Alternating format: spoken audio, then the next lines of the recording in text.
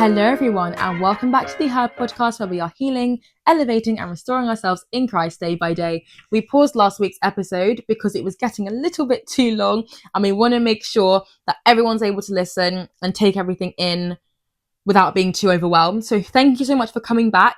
It's a new week, it's the same episode, so thank you for your attentiveness. We're going to get straight back into it. Let's go. And finally, give to receive, but not in a transactional way. Now, what do I mean by this? Giving back to the kingdom leads to infinite blessings. And as I said at the start, I genuinely was not giving. I was saved in April and I was giving sporadically. Then I set up a bit of a standing order, but nothing cute. Bear in mind, I spend more on... What do I actually buy? I meal prep. So I was going to say more on lunch, but that would be a lie, and I don't lie. I spend more on clothes in a month. My wardrobe is full because I have 3 wardrobes. They're full. They're literally full. So I'm spending this money and essentially could be giving back. Small, but I'm not. And then I wonder, yeah, God's been so faithful to me, but I feel like there's something more. Like, you know, when you really feel this fire for something, like, I know God's going to give me this, but I don't know what's unlocking it. And as I said, I thought it was not serving, but then I started serving and I'm like, something's not there. It's giving. When I sat in that sermon, the conviction I felt where it was like, God is being faithful to you. You're adding to the kingdom economy by taking from the kingdom economy. But what are you actually giving? What are you actually giving? Are you tithing? Are you giving? And I sat there and I was like, oh, this is really awkward, because not me asking God for a car that costs £25,000, not me asking God for an apartment that costs £300,000, and I can't even give a mere £200, a mere £100, a mere £50 a month. Ooh. Convicted. So I thought, you know what, let me end with this one because it's a little bit more punchy. And this is not me judging. Listen, you pray on the amount that you think God is meant to give, but we should all be giving. When I was unemployed, even if I gave £1, I'm certain it would have increased my multiplication in the kingdom by thousands. I would be in a different place by now. I'm certain, because giving is so important. And my pastor, he is so insightful. When I first came to service, he was saying that giving is not only about you to the church, but it's also you give to your church, but what can the church give back? My church, we have donuts after church, not cheap. You know, when it's Mother's Day, when it's Women's Day, when it's Valentine's, they give stuff to us. And I'm just thinking, you are here investing your time, money and effort in me, and I can't even give back. So I wrote down here, Luke 6:38, give and it will be given unto you. And I also wrote down Acts 20:35, it is more blessed to give than to receive. I feel like it's a very worldly saying of give to receive, or like don't give to receive. It's a very worldly thing to say, don't give to receive. Don't give someone something expecting something back. But we are actually meant to give to receive God's blessings, because it's a transaction, not transactional, but it's a transaction between us and God that says, I see what you're doing for me. I'm grateful. I understand I'm worshiping. I understand I'm praying. I understand I'm being obedient. I understand I'm being faithful, but I'm not giving anything to the kingdom. How can I better the kingdom? Because guys, when you're giving, this isn't something small. Giving leads to bigger churches, bigger congregations, better outreach. It leads to so many blessings.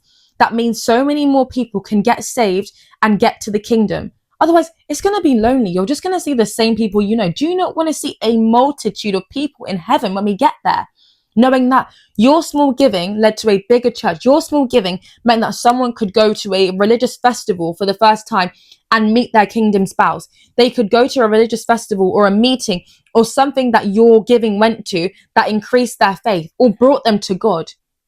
That makes me feel so great. And when I was in my old church, I was giving specifically to youth, because seeing the youth on fire for God, every time at church I would see the youth or the elderly singing, I would cry.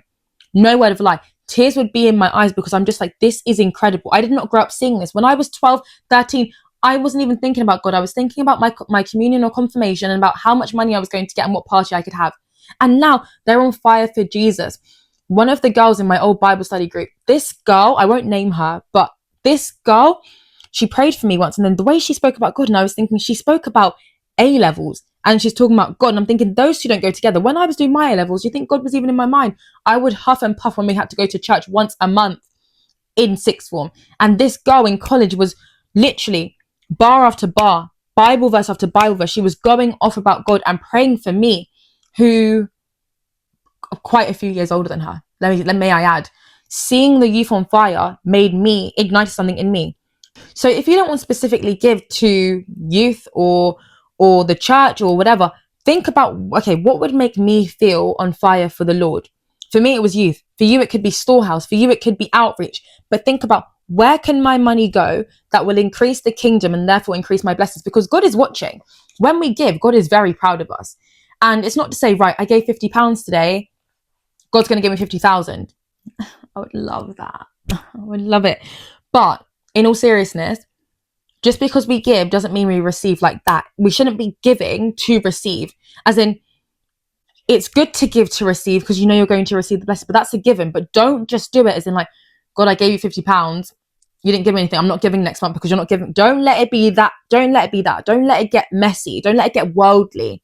Let it just be a kingdom transaction of, right, I'm giving this. I'm even going to set up a standing order. So I don't even need to think. I'm not going to let my worldly mind think about this. But I know I want to give to God and his kingdom so that I can see more people saved and I can see more people on fire for God. It's as simple as that. And I believe that giving is our part, but God blesses us anyway.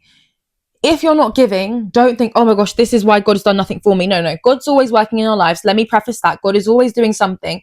But when you give, you see increase in your blessings. Let's just keep it like this, right? Baseline, God's giving. He's giving. He's loving. He's giving. He's blessing. All of us, right?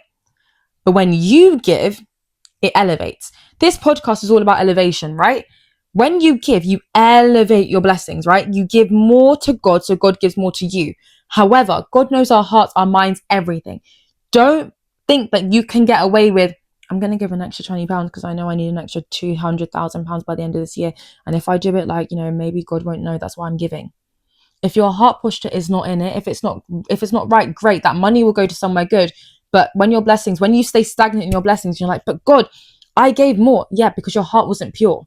So give with a pure heart, give freely, but also give knowing that God is going to do it for you. Be expectant, but don't get complacent. Don't be like, well, I deserve this. Don't be entitled, because you don't deserve anything unless God says that you do. Don't let entitlement win. Get expectant and be like, God, I expect big things because I know you love me. And I've read the Bible, I'm reading the Bible, and look at what you've done for all these people. I want a bit of that. And guys, I wanted to say, giving doesn't mean that you lose anything. You actually get the kingdom multiplication. Like, giving to the world literally looks like you going into your pockets, your bank, your mobile banking app, whatever it is, and losing out on money. It's a loss, right? You take out money, you lose money, it goes down. But when you actually think about it, the money goes down, but the blessings go up. I would rather have that any day of the week. My money's going down, but my blessings are going up. If I gave all of my savings away and I was lost, and then God gives me an apartment, do you see you don't know what's on your plan. So if you feel like, oh my gosh, I really feel like God has been telling me to give £20 to the church, £200 to the church, I just can't do it because I need that. I've budgeted for this month and I need that. I promise you, God's got you. As another little mini testimony, so those of you that watch my testimony, you'll know I quit my job. I had 6 months unemployed. I'd been working basically since uni, and before uni actually, saving to move out and to buy cars and whatever. Very just like go getting, but for the wrong reasons, right? So when I quit my job, before I quit my job, and I heard the words, you need to quit your job, trust me, be still, I was like, yeah, but the money. I've spent a good couple of years saving this money. I'm going to send myself a certain amount of money, Lord, but please don't let it go lower than this, and please don't let it dwindle. Now, I went to Manchester last October, 3 days before I started my new job, right? The money had run out. I needed to pay for dinner that night, and I knew dinner was going to be over £100, maybe £200. And we were shopping, and I wanted to buy stuff. I couldn't, and I was down to my last £50. And I started work on that Monday. But for those of you who know how work works, You don't get paid on the first day, you get paid on the last day of the month. And I started on the 6th of October, a day after my birthday. And I was thinking, my birthday party's not till the next week, but also I'm grown now. I doubt people are going to give me money. So I'm panicking in Manchester. I'm in the middle of M&S, panicking. And I'm just like, God, I don't understand. I'm panicking with the person I'm with. And I'm like, I just can't do this. I've run out of money. I can't pay for dinner tonight. I feel like I've let you down. And I was really, really stressing. And in that moment, the Holy Spirit convicted me and it was like, what are you doing? And I just remember stopping, panic attack. And I just stopped. I was like, wait, I'm going to pray on this. And I looked at the person I was in. I was like, I'm not going to deal with this right now. At the end, like tonight, I'm going to pray. And that's it. That night I prayed, I said, God, I'm so sorry for not believing you, for losing faith. Thank you so much. That dinner was covered because the person I was with ended up paying. It was great. Thank you so much for covering that. But like, I'm sorry for not trusting you. Thank you for my 6 months off because I know that's not normal and I'll make that money back. Fast forward now, we've driven home from Manchester. I've been dropped home. There's a brown envelope on the stairs and I'm like, oh, when I listen to worship music, guys, I'm not gonna lie, I close my eyes. So if I'm a little bit over the speed limit at times, or there's a camera, I tend to miss them. God is my witness, I've not got any speeding tickets, yeah? But I saw the brown envelope, I thought, oh, Holy Forever was really hitting the other day. My eyes were closed, hand was up, probably average speed check. So I'm opening this letter, shaking, yeah, because it's my birthday, sorry, it's literally my birthday. I'm shaking at this point. I'm thinking, nah, this will be an awful birthday present. It's a tax return letter. And I'm thinking, when I was an estate agent, I got one letter, yeah, that told me I owed over £1,000 to HMRC. And I just remember rolling my eyes and they were like, we're going to take out in installments. Go off, Klarna. Thanks for giving me installments as an option. That was awful. So I see HMRC and I just remember I just closed the letter and I was like, it's my birthday, I'm not dealing with this. And something told me, keep opening that letter.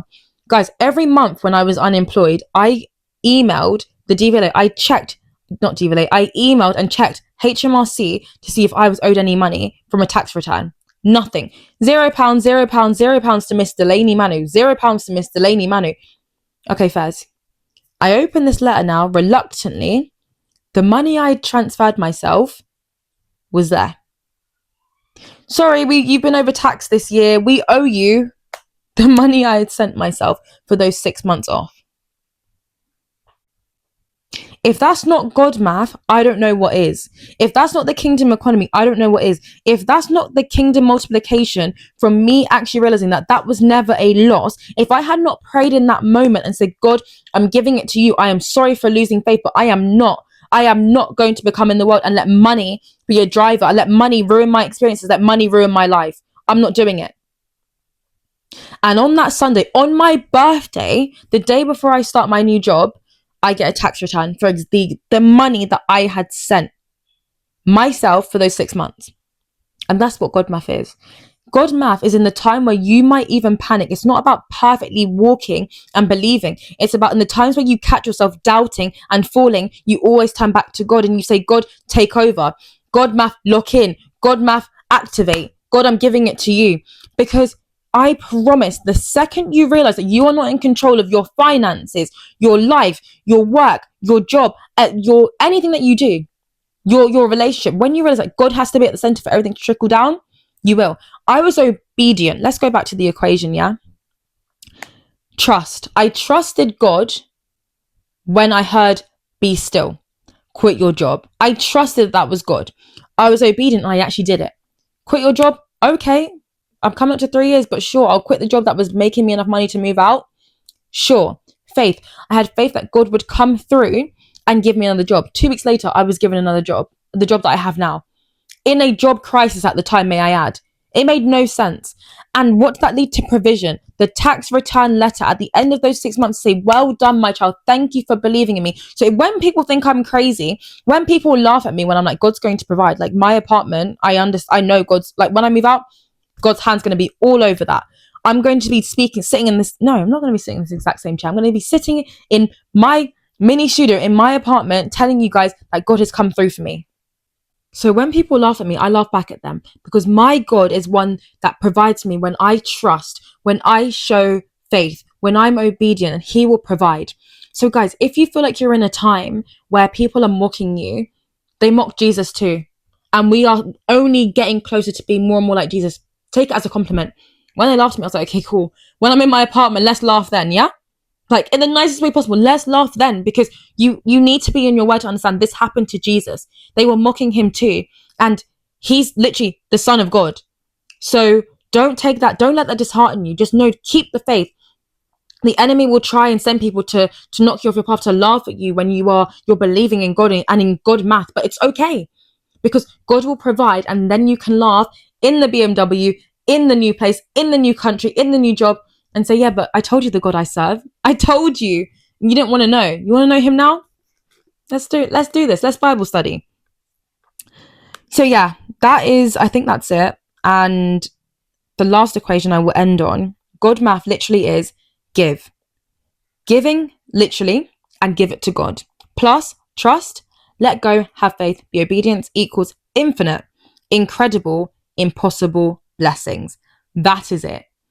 Do not let the enemy, do not let people mock and ridicule you into not believing, into being disobedient, into not having faith.